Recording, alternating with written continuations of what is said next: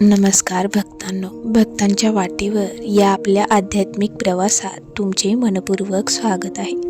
आज आपण ऐकणार आहोत एका गरीब शेतकऱ्याची कथा. ही कथा आहे श्रद्धेची, विश्वासाची आणि स्वप्नात मिळालेल्या दैवी मार्गदर्शनाची. कथा शेवटपर्यंत नक्की ऐका, कारण कदाचित यात तुमच्यासाठीही एखादा संदेश दडलेला असेल. पंढरपूरपासून काही अंतरावर असलेल्या एका छोट्याशा गावात गणू नावाचा शेतकरी राहत होता. त्याचे घर मातीचे होते. घरात वृद्ध आई, पत्नी लक्ष्मी आणि 2 लहान मुले होती. गणूकडे फक्त 2 एकर जमीन होती. त्या जमिनीवरच त्याच्या कुटुंबाचा उदरनिर्वाह चालत असे.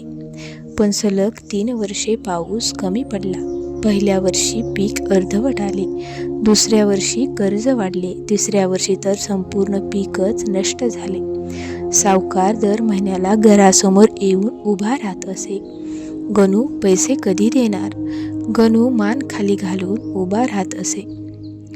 गणूची आई मात्र रोज विठ्ठलाचे नामस्मरण करत असे. ती म्हणायची, बाळा, संकट कितीही मोठं असलं तरी विठ्ठल भक्ताला कधी सोडत नाहीत. पण गणूच्या मनात प्रश्न होता, आई, मी रोज देवाचं नाव घेतो, मग माझ्याच वाट्याला एवढं दुःख का? आई हसत म्हणाली, विठ्ठल उशीर करतो पण अंधारात सोडत नाही. त्या रात्री गणू खूप विचार करत बसला होता. त्या रात्री मध्यरात्री अचानक त्याला एक विलक्षण स्वप्न पडले. त्याला दिसले की तो पंढरपूरच्या मंदिरात उभा आहे. सर्वत्र टाळ मृदुंगाचा गजर सुरू आहे. विठ्ठल विठ्ठल, जय हरी विठ्ठल. अचानक तेजस्वी प्रकाश पसरला. त्या प्रकाशातून विठ्ठल प्रकट झाले. त्याच्या चेहऱ्यावर स्मित हास्य होते. विठ्ठल म्हणाले, गणू, निराश होऊ नकोस. उद्या सूर्योदयाच्या आधी नदी किनारी ये. तेथे तुला तुझ्या प्रश्नांचे उत्तर मिळेल. इतके बोलून प्रकाश नाहीसा झाला. गणू दचकून जागा झाला. त्याचे हृदय जोराने धडधडत होते. पहाटेच तो नदीकाठी पोहोचला. आजूबाजूला कोणीच नव्हते. फक्त पक्ष्यांचा आवाज आणि वाहणाऱ्या पाण्याचा मंद नाद. तो बराच वेळ वाट पाहत राहिला. अचानक त्याचे लक्ष एका जुन्या वडाच्या झाडाकडे गेले. तिथे माती थोडी उकरलेली दिसत होती. कुतूहलाने त्याने खोदायला सुरुवात केली. काही वेळाने त्याला एक जुनी लाकडी पेटी सापडली. त्याच्या मनात विचार आला, यात नक्की खजिना असेल. त्याने पेटी उघडली, पण त्यात सोनं नव्हतं, फक्त काही जुनी बियाणे होती. गणू निराश झाला. यासाठी मला इथे बोलावलं होतं. तेवढ्यात तिथे एक वृद्ध संत आले. त्यांनी विचारले, काय सापडलं बाळा? गणूने सर्व सांगितलं. संत हसले. तुला वाटतं सोनं मिळालं असतं तर आयुष्य बदललं असतं. कधी कधी देव सोन्यापेक्षा मौल्यवान गोष्ट देतो. ही बियाणे जप. गणूला काही समजले नाही, पण त्याने ती घरी आणली.